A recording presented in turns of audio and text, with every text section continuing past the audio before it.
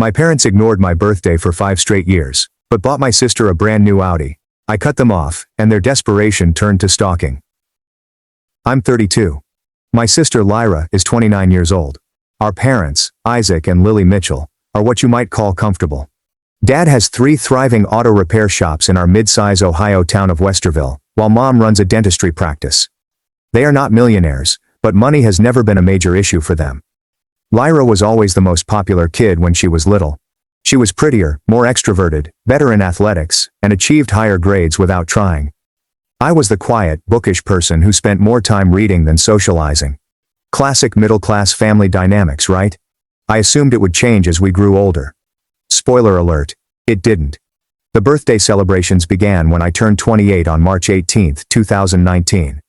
I had been living in Chicago for almost 4 years, working as a software developer for a healthcare organization.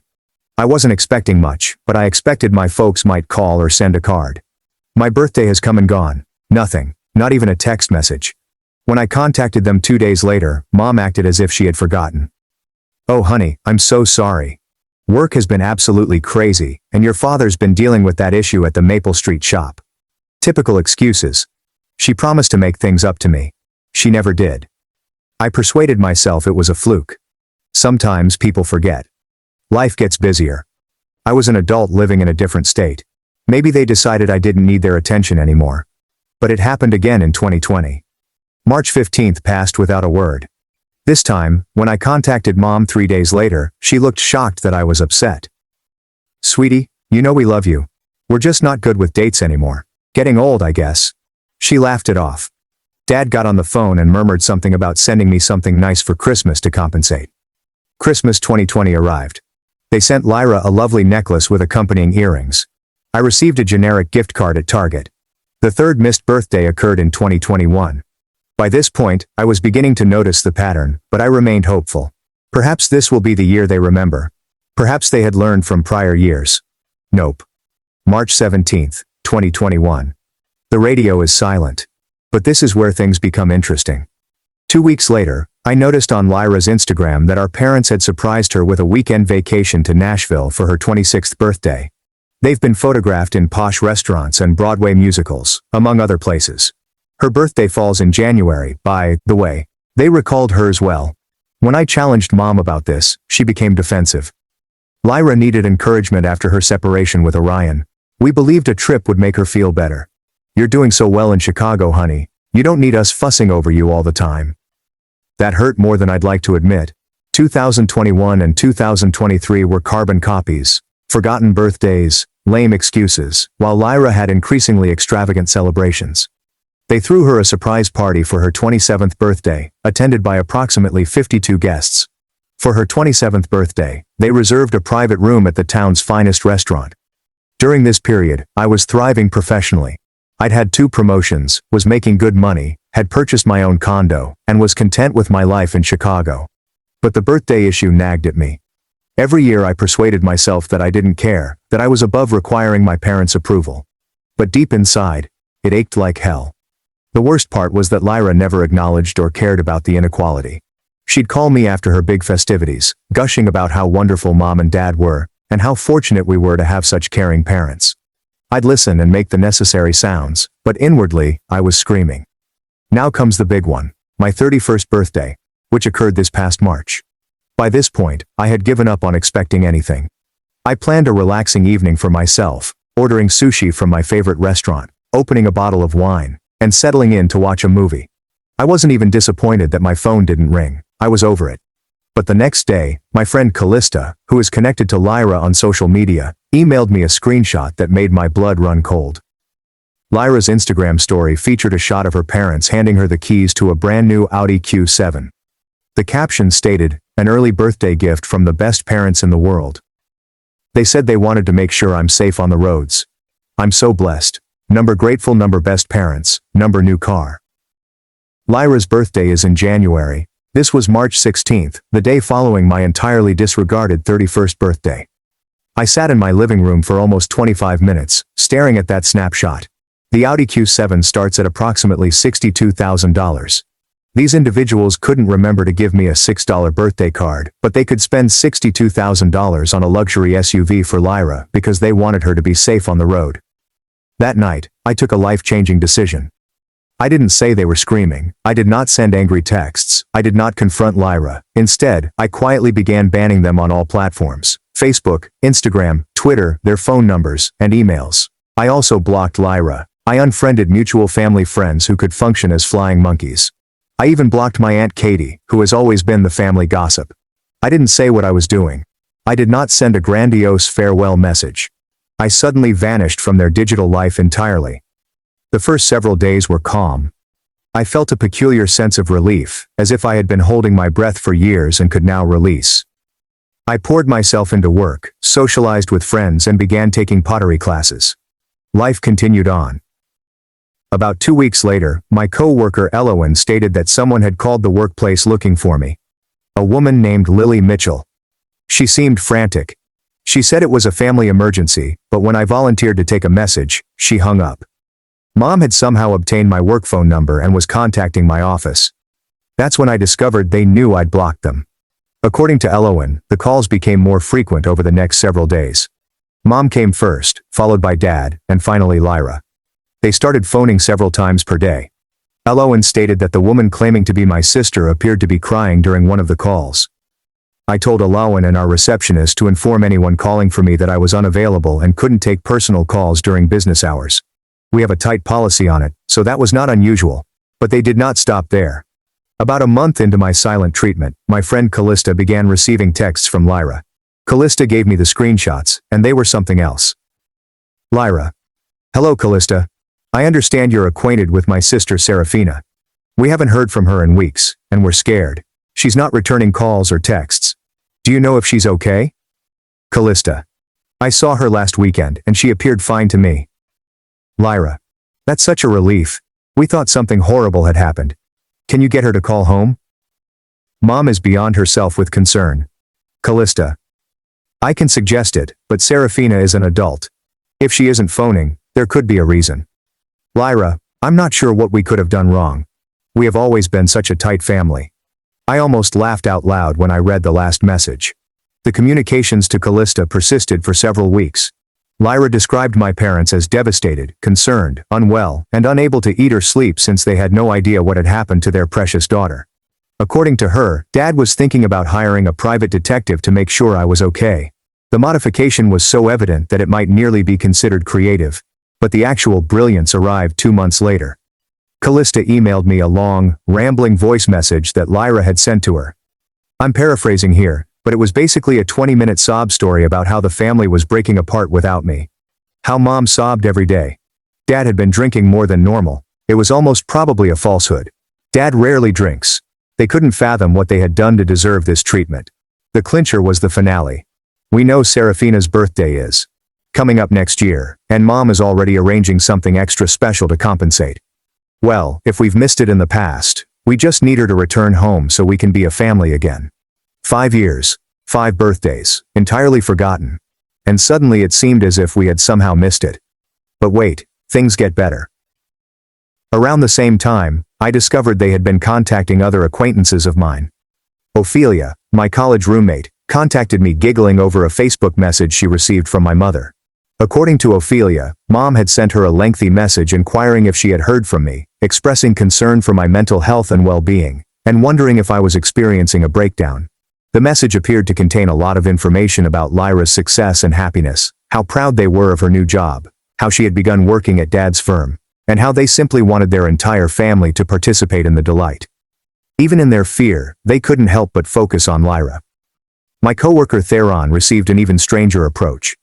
Dad saw him on LinkedIn and sent him a professional-sounding message, asking whether I was doing well at work and if there were any worries about my mental health that the family should be aware of. Theron was so confused that he took a screenshot and quickly texted it to me. That crossed the line. Attempting to interfere with my professional life was intolerable, but I remained firm.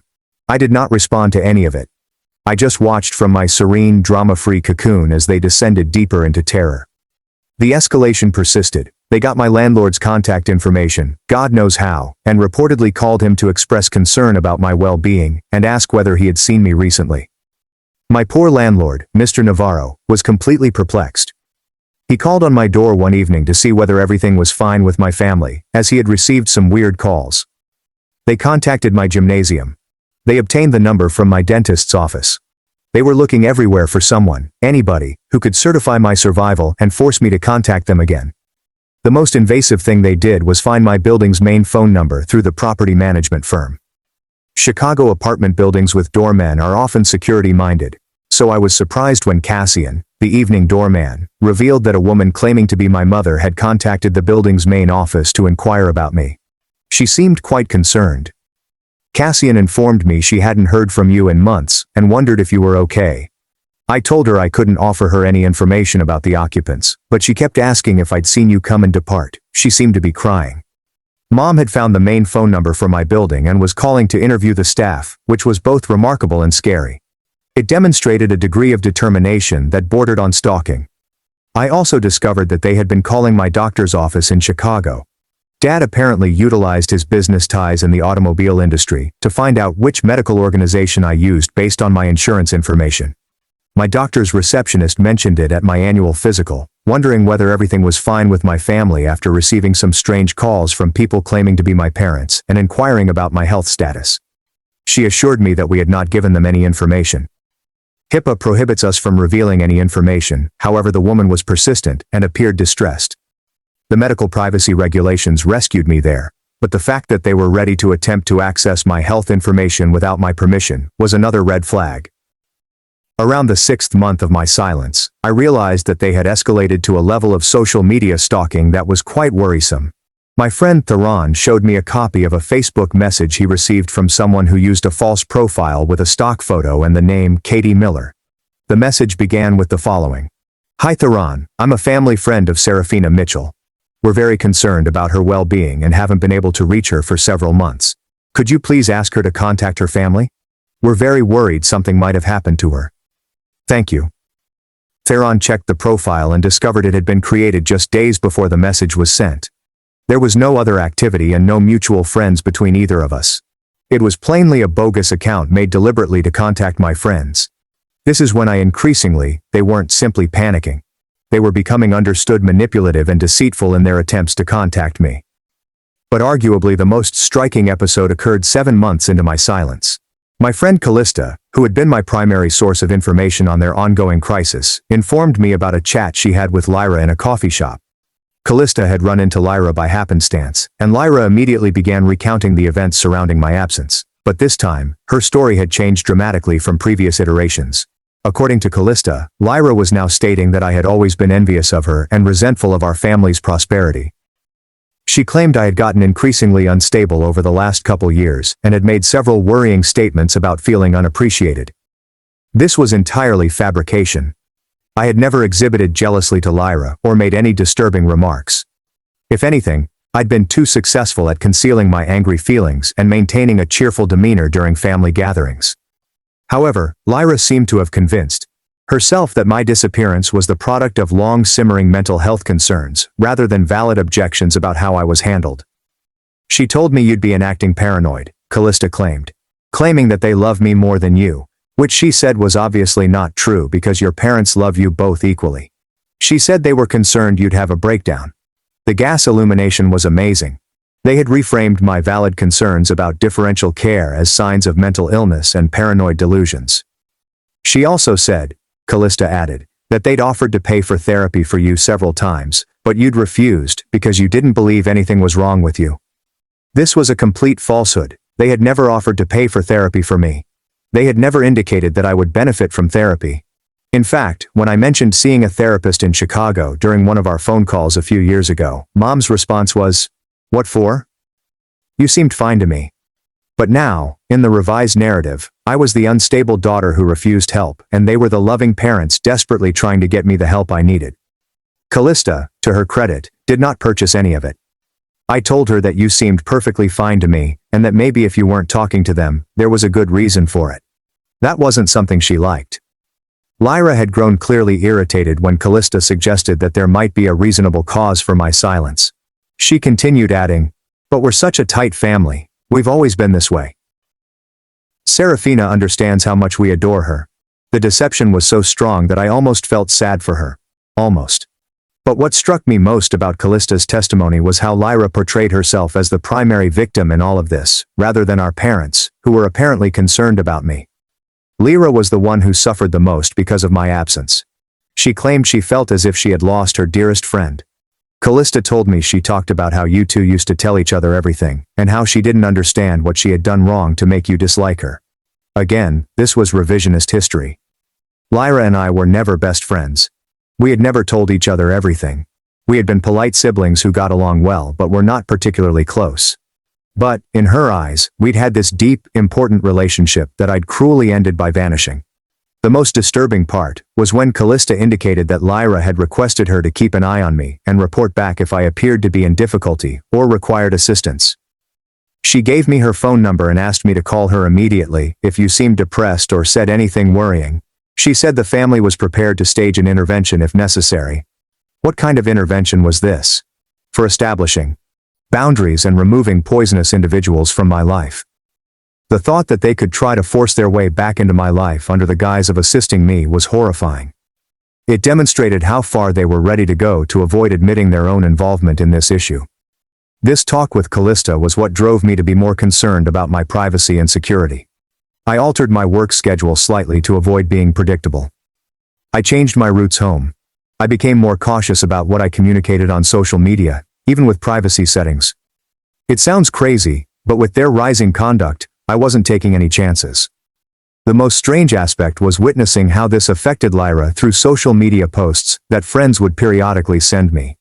Her Instagram feed shifted from frequent updates about her perfect life to increasingly distraught messages about family, unconditional love, and missing significant people. She shared a flashback photo of the two of us from Christmas 2018 with the message, "Family is everything," and said she was sending love to everyone who needed it right now. People asked whether everything was okay in the comments, to which she responded with vague sentiments about being in a difficult situation and hoping for a quick resolution. The most manipulative post had a photo of her with our parents at a restaurant. All of them appeared melancholy, with the message, "Dinner with Mom and Dad. Some chairs feel empty tonight. Love you guys. Family isn't the same when someone is missing.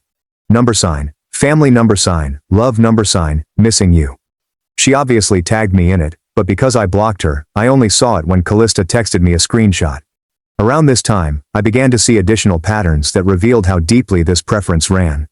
While archiving old images on my laptop, I stumbled across photos from family events over the years. Looking at them with new eyes was like witnessing our family dynamics in high definition for the first time. Lyra was the focal point of each photo. Birthday celebrations where she was surrounded by relatives and I stood awkwardly to the side. On Christmas mornings, the mound of presents in front of her was literally twice the size of mine.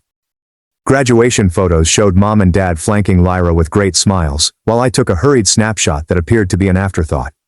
There was one shot at Lyra's high school graduation that really touched me. Our parents had booked a private room at a country club for her party. There were approximately 40 people there, including a professional photographer, a special cake, and the works. When I graduated from high school 3 years ago, we went to Olive Garden with only my immediate family. I persuaded myself at the time that it was because Lyra was more social and had more friends who wanted to celebrate. But looking at that shot now, I see my 17-year-old self in the background, attempting to grin while feeling absolutely insignificant. The more I thought about it, the more cases I recalled. Lyra acquired her first automobile at 16, a practically new Honda Civic that her father had spent weeks researching and test driving with her. When I reached 16, I received Dad's old pickup truck, which barely worked and smelled like motor oil. "It'll teach you responsibility," he had stated. Lyra's car is more reliable for her after-school activities. Lyra participated in drama club and student government. My after-school activities included working part-time at a local bookshop to save for college, but somehow, she was the one who required reliable transportation. College was another sharp contrast. Lyra attended Ohio State University and earned a degree in communications, and our parents helped her with tuition, lodging and board, and other expenses. They paid her regular visits, took her and her friends out to dinner, and ensured that she had all she needed. I attended a lesser state school on a partial academic scholarship and worked 20 hours per week in the campus library to cover my expenditures. When I called home anxious about money or dealing with challenging coursework, Mom's response was invariably something along the lines of, "You're so independent, honey. We know you can handle anything." I concluded independence was their code term for neglect. The career information was equally informative. When Lyra graduated and couldn't decide what to do with her communications degree, our parents supported her for a year of self-discovery, which included largely traveling and working part-time at a cafe. When she ultimately decided she wanted to work in business, Dad quickly gave her a position in one of his shops to acquire experience, despite the fact that her degree was in communications rather than business or automotive. When I finished with a computer science degree and relocated to Chicago for my first job, the answer was essentially, "That's nice, dear." There was no offer to assist with moving fees. I'm not excited about my career possibilities. I have no interest in visiting my new city, just a bland, "We're proud of you," that read like it came from a Hallmark card. Even the way they described us to others was different. I discovered this during one of my rare visits home approximately 2 years ago, before the birthday issue reached a breaking point. I was at the grocery store with Mom when we ran across Mrs. Marigold, our former next-door neighbor. Mrs. Marigold inquired about both of us, and I got to hear Mom's comments back to back. A bit about Lyra. "Oh, she's doing wonderfully. She's really found her niche at Isaac's business. She has such a head for customer service, and she's been implementing all these new systems that have really improved efficiency. We're so proud of how she's grown into the role, and she just moved into this beautiful apartment downtown. You should see the kitchen." About who I am. Seraphina's doing well too. Still in Chicago, still working with computers. She seems to like it there. That was it. There are no specifics regarding my advancements, employment honors, or the fact that I got my own place. Just, still working with computers, as if I were performing data entry rather than creating software for healthcare systems that save lives. The chat lasted about 5 minutes, but it clarified something for me. Mom thought Lyra's life was intriguing and deserved honoring. My life was perfectly fine, nothing to be enthusiastic about. I began paying closer attention to these encounters during family visits, and the pattern was consistent. Lyra's accomplishments were proclaimed with pomp and thorough explanations. Mine was just mentioned briefly, if at all.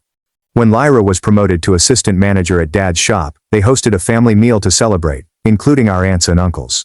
When I was promoted to senior developer, which came with a big salary raise and increased duties, Mom texted me, "Congratulations, honey. Dad says to tell you he's proud." The texting became another cause of frustration. Lyra received long, conversational phone conversations from Mom several times per week. When I tried to start a discussion, I received quick texts with few reply. "You are correct.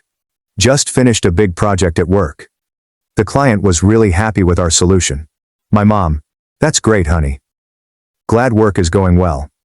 Lyra's equivalent conversation would have been a 30-minute phone call with detailed questions about the client, the project, her feelings about the work, what her coworkers thought, what she planned to do to celebrate, and, most likely, what she ate for lunch that day. I tried to bring it up with Lyra once during one of our infrequent phone calls. This was about 6 months before my 31st birthday, and the resentment was really starting to brew. "Do you ever notice how differently Mom and Dad treat us?" I inquired, attempting to maintain a pleasant and non-accusatory tone. Lyra was truly perplexed. "What do you mean?" "I don't know. Just, they seem more interested in your life than mine, more involved." "Seraphina, that's not true. They love us both equally. If anything, I think they worry about me more, because I'm less independent than you are. You've always been the strong one, the one who doesn't need as much support." There it was again. Independence serves as an excuse for negligence. But don't you think they could show interest without me needing support? Like, they could ask about my work or my life in Chicago just because they care, not because I need help. Lyra remained quiet for a moment. She continued. "I think you might be overthinking this. Mom and Dad aren't perfect, but they're good parents. Maybe they express love differently with each of us." That chat made me realize Lyra actually didn't notice the disparity. To her, the way our parents treated her was simply typical family devotion. They also treated me normally, albeit in a different way for a different daughter. Around this time, I began chronicling things. At first, I was only taking mental notes, but I eventually started writing them down. Partly for my own sanity, and partly because the patterns were so obvious that I suspected I was hallucinating them. Christmas 2021 was the perfect illustration. Lyra received a professional massage package, a stunning jewelry box, 3 new outfits, and a weekend spa getaway. The entire worth had to be far more than $1,000. I received a generic gift basket containing chocolates and bath goods that appeared to have come from a corporate holiday brochure. When I opened the gift basket, Mom said, We thought you could use some relaxation after working so hard." It sounded sweet until I realized it was the identical gift basket she had given to the receptionist at her dentist practice. Lyra, on the other hand, shouted with glee at each gift, embraced our parents several times, and shared numerous Instagram stories about how privileged she felt and how wonderful our parents were. I smiled and responded, "Thank you for the gift basket. What else could I do?" The documentation was useful later because it let me recognize that I wasn't insane or unduly sensitive. The differential treatment was genuine and quantifiable. Over the course of a year, I noted 11 occasions when Lyra received substantial presents or festivities for various events. Birthday, promotion, new apartment, breakup, consolation, unexpected thinking of you surprises, etc. In the same year, I received 2 generic gift cards. However, the most telling occurrence occurred approximately 8 months before the Audi scenario. Lyra contacted me crying after getting into a fender mishap in a parking lot. Nothing terrible, just a minor damage in her bumper and a scraped headlight. Nobody was wounded, and insurance would cover the repairs. Our parents arrived at the scene within an hour of Lyra's call. Dad dealt with both the insurance adjuster and the other motorist. Mom took Lyra to lunch to settle her anxiety. They arranged for her car to be towed to Dad's shop for repairs, gave her one of Dad's spare vehicles to drive, and generally handled the situation as a serious crisis requiring rapid family mobilization. 2 months later, I was involved in a more catastrophic collision on a highway near Chicago. A truck ran a red light and struck my car hard enough to activate the airbags. I was scared and bruised, but fortunately not terribly hurt. My vehicle, however, was totaled. I contacted Mom from the emergency department while I was being checked out, partly because I was terrified and needed to talk to someone, and partly because I believed they should know if something was wrong with me. Mom replied, "Oh no. Are you hurt? Do you need us to do anything?" I told her I was fine but quite rattled up, and that I'd have to deal with insurance and obtaining a new automobile. "Well, that's a hassle, but it sounds like you have everything under control. You're so good at handling these things, Seraphina. Let us know if you need anything." That was all it took. There was no offer to drive up and aid. There was no hint that Dad could utilize his connections in the auto sector to assist me find a replacement vehicle. There were no follow-up calls to see how I was feeling emotionally. Nothing. Lyra summoned a family crisis response team for a parking lot scrape. I received a 5-minute phone call and, "Let us know if you need anything," regarding a highway collision that could have killed me. The difference was so strong that it was almost humorous. That episode was definitely the start of the end for me, emotionally speaking. I began withdrawing from family communications, not returning calls as quickly, and keeping discussions brief when I did speak with them. I was defending myself, although I didn't understand it at the time. Which takes me to another pattern I've noticed. They never questioned why I was becoming less talkative. Whether Lyra had started acting distant and short with them, they would have quickly wanted to know what was wrong, what they could do to cure it, and whether she needed help. When I started performing it, they appeared relieved. One less thing to worry about, I suppose. But here's what really strengthened my commitment. Nowhere in these posts, conversations, or urgent attempts to contact me did anyone admit what they had done wrong.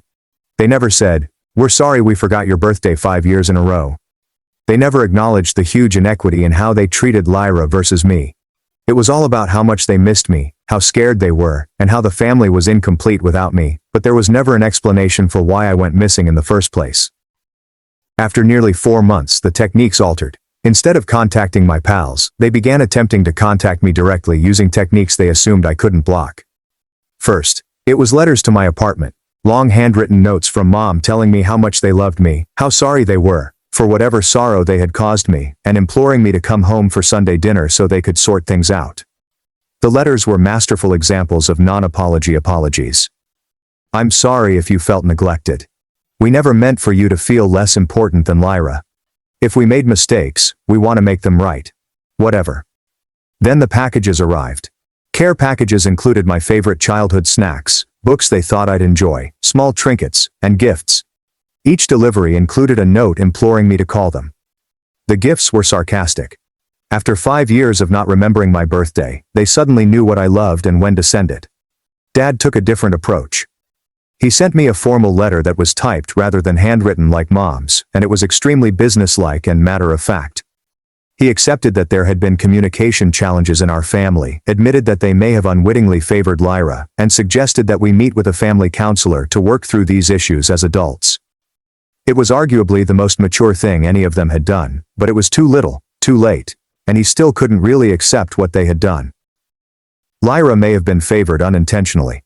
There was nothing inadvertent about spending $60,000 on a car for her while completely ignoring my existence.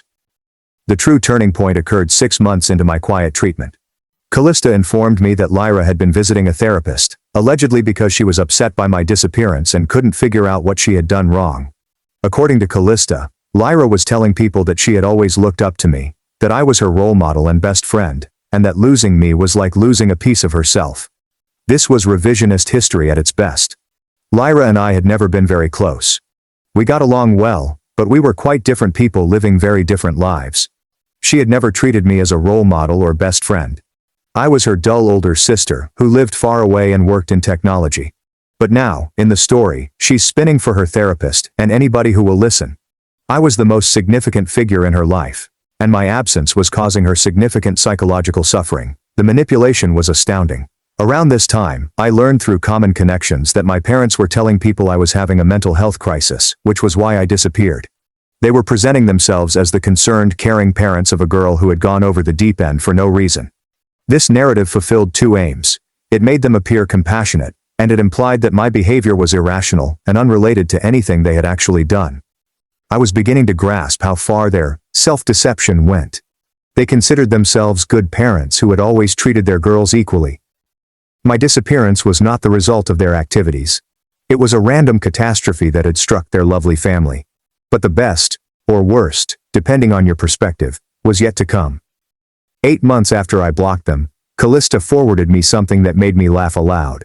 Lyra had made a Facebook event invitation that read, "Seraphina's 32nd birthday celebration. Wherever you are, we love you." The event was scheduled for March 15th, my forthcoming birthday. The description continued. "Even though our beloved Seraphina can't be with us this year, we're going to celebrate her anyway. We'll be gathering at Mom and Dad's house to share memories, look at photos, and send love to someone very special who we miss every day. Seraphina, if you see this somehow, please know that you are loved, missed, and always welcome home." She'd invited about 60 people, including extended relatives, family friends, and even some of my former high school classmates whom I barely recognized. People left dozens of comments at the event, expressing compassion for the family and hoping that I would come to my senses and stop hurting my lovely family. It was great, truly. They were having a birthday party for me without me. The same me whose birthdays they had neglected for 5 years in a row, and were using it as a public relations campaign to portray themselves as the victims of my callous desertion.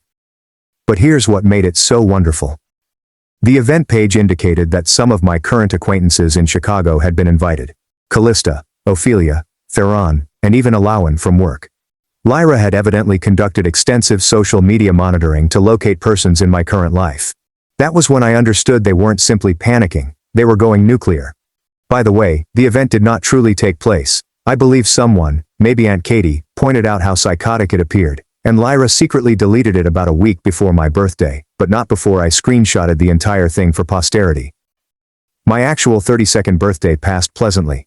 I celebrated with friends in Chicago, went out for a beautiful dinner, and had a wonderful time with no drama, missed phone calls, or disappointment. It was the finest birthday I had in years. But, allegedly, my parents spent the day calling every hospital in Chicago to see if I had been in an accident. Callista, who learned this from Lyra, was persuaded that the only reason I wouldn't come home for the birthday party was if I was physically unable to do so. The delusion was complete. We've already reached the 1-year mark, 12 months since I blocked them all and disappeared from their life. And honestly, this has been the most tranquil year I've had since leaving home. My mental health has improved significantly. I had no idea how much emotional energy I was devoting to resentment and hurt sentiments until I stopped having to deal with the source of those feelings. My relationships with pals have grown stronger. My job performance has been fantastic. I've begun dating someone fantastic. Life is good. However, the family drama continues to unravel, and I learn about it through numerous routes. Lyra appears to have become more unstable during the past few months. She has either quit or been fired from her work at Dad's business. The stories vary. She moved back in with our folks.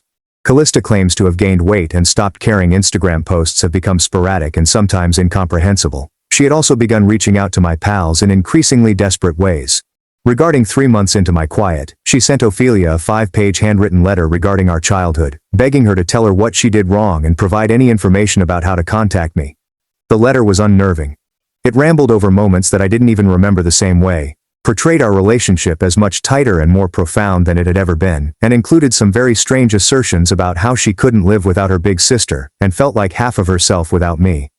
Ophelia was so anxious that she inquired if she should contact someone to conduct a wellness check on Lyra. My parents. This year appears to have marked a significant age shift.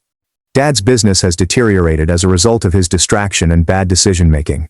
Mom has taken time off from her job at the dental office.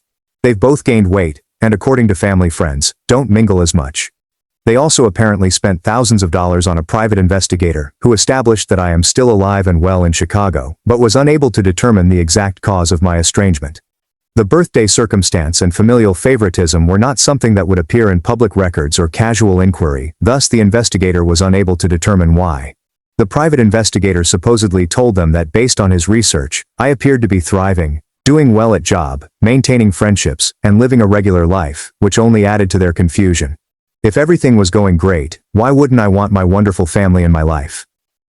Aunt Katie, the family gossip, appears to have become the situation's unofficial spokesperson. She's been telling everyone who will listen that I got involved with a horrible crowd in Chicago and was indoctrinated against my family. She has also claimed that I am in an abusive relationship with someone who is separating me from my support network. The bar for herself. Story evolves, but they are always absolved of any involvement. Here's what I've learned in the last year. My family is not capable of serious self-reflection. They can't admit that they mistreated me because it would mean admitting that they aren't the wonderful, perfect parents they imagine themselves to be. Instead, they've developed a complex scenario in which I'm either mentally ill, being misled by others, or experiencing an incomprehensible crisis unrelated to their conduct. And honestly, I'm fine with that. Their delusion is not my responsibility to correct. I've been seeing a therapist during this process, and she's helped me see that what I did, removing myself from a poisonous setting without drama or conflict, was the healthiest possible response. She refers to it as the gray rock method, brought to its logical conclusion. Instead than attempting to become uninteresting to toxic people, I simply removed myself from their life completely. The birthday was only a spark. The fundamental issue was that I had never felt properly respected or prioritized by these folks. I was the backup child, an afterthought, someone they could neglect because I was doing okay on my own. And you know what?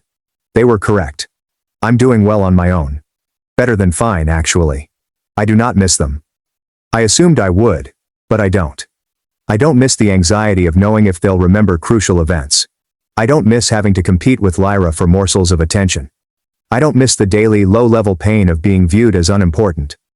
What I gained from cutting them off was far more precious than what I lost. I attained peace. I developed self-respect. I regained the energy I had been wasting on hatred and broken sentiments. I acquired clarity about what I truly desire from relationships. And I got something else. The realization that I can live without them, that I do not require their approval, attention or love to be happy and successful. That is a powerful discovery. People ask me if I ever intend to reconcile with them. I honestly don't know. Maybe eventually, if they can sincerely admit what they did and why it was upsetting, we can have a dialogue. However, doing so would necessitate admitting their error. And I am not holding my breath. For the time being, I'm content to let them wonder, fret, and spiral into panic and uncertainty as they make desperate attempts to contact me. They forgot I existed for 5 years. They can now spend as much time as necessary remembering exactly what they lost. And in a lovely irony, the silent treatment I am giving them is having a far greater influence on their lives than those 5 ignored birthdays did on mine. I'm not looking for retribution. I'm not trying to injure them. I am just live my life without them. And obviously, that was the most damaging thing I could have done. Sometimes the best retaliation is simply refusing to participate in someone else's dysfunction. They forgot about me for 5 consecutive birthdays. Now they'll spend every day wondering where I am, what I'm doing, and whether I'll ever return. I call that poetic justice. The difference is that I am not losing sleep about it. Update. I know some people may inquire about holidays and what I plan to do in the event of a family emergency. For the holidays, I have fantastic friends in Chicago who have basically adopted me into their families. Last Christmas was the finest I'd had in years. I've given a lot of thought to emergency situations. If something genuinely severe happened to one of them, like as a life-threatening sickness or accident, I would most likely learn about it through mutual connections and would have to determine how to handle it in the time. But I'm not going to break my silence simply because they create drama, or declare an emergency when there isn't one. And sure, I understand that some people believe what I'm doing is harsh or cruel. But I was hurt for 5 years by their thoughtlessness and coldness. I don't have to put up with more of the same simply because they've decided they miss me now that I'm gone. For those inquiring about my building's security, sure, they have stringent restrictions against disclosing resident information. My parents discovered the main property management phone number online and contacted pretending to be concerned family members.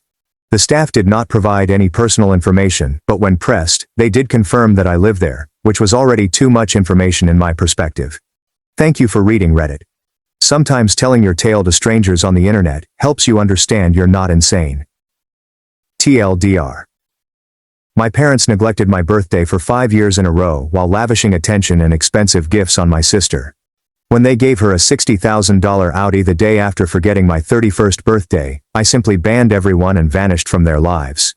They've spent the last year panicking, employing private investigators and fabricating intricate explanations for my disappearance while never admitting their mistakes.